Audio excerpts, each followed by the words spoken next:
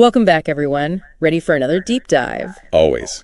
What are we tackling today? Well, get this language acquisition in elementary education. But here's the twist. We're going to see how it ties into character development. That's interesting.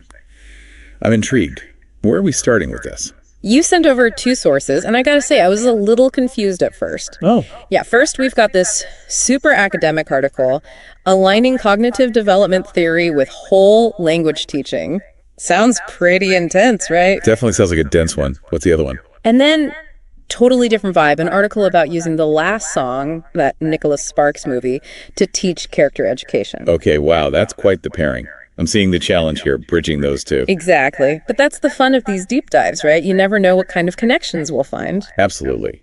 So let's dive in. This first article seems to be all about how crucial early language learning is. Yeah, and it goes way beyond just, learning how to talk. It's arguing that language impacts cognitive development as a whole. Okay, and that makes sense, right? I mean, we use language for thinking. Right, exactly. But this article goes deeper. It's saying that different approaches to language acquisition can actually impact specific cognitive functions.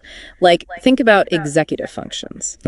Things like controlling impulses and resisting distractions. Exactly. And the article suggests that certain language learning methods can actually make those functions stronger. Interesting. So it's not just learning words, it's how you learn them that shapes your brain. It really seems that way. Now, this is where things get interesting. The article talks about the whole language approach. And remind me, what's that exactly? So instead of drilling grammar and vocab lists, it's all about getting kids to engage with language in a more, holistic way through things like storytelling or role-playing. I see. Making it more natural and engaging, less about rote memorization. Exactly. And guess what? They bring up Piaget's stages of cognitive development. Piaget, yeah, he was all about how kids learn through actually exploring and interacting, right? Right. And the article goes into how whole language activities actually fit into different stages of Piaget's framework. For instance, kids in that pre-operational stage, they love symbolic thinking, pretend play. So things like role-playing would be perfect for them. It taps right into how they naturally learn. Exactly. Meeting them where they're at developmentally.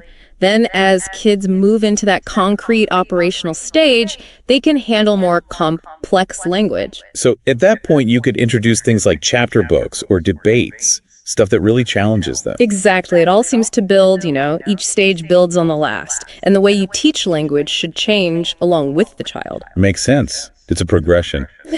What I find helpful is that this article doesn't just talk about these ideas. Oh, yeah. It gives concrete examples of how teachers can actually use these activities in the classroom. I always appreciate that, the practical side of things. It's one thing to have these big ideas, but how do you actually put them into practice? Right.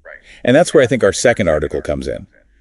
Using, a very different kind of example. Remember that one about the film The Last Song? The teen romance movie, yeah. I'll admit, when I saw that, I was like, how does this connect? It felt like a total jump from cognitive development theory. It does seem like a leap, but that's what makes these deep dives so interesting. This article argues that films like The Last Song can actually be great teaching tools. Okay, but how so? Well, because they engage students emotionally. They show character traits in a way that feels relatable. I'm listening, but I'm still not quite seeing the connection back to the whole language approach or Piaget. Think about it this way. Whole language is about putting students in meaningful contexts. Right. And films. Well, they've got narratives, characters, dialogue. They can be a form of storytelling, and they showcase language in a way that a textbook just can't. Okay, so watching and analyzing films could be similar to those role-playing activities we were talking about. Exactly. And just like those activities, films can tap into different Piagetian stages.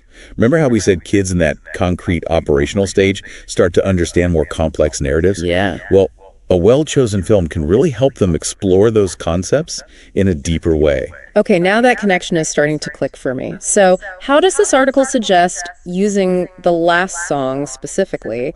Do they just show the movie and hope for the best? Not quite. They outline a 6-step approach.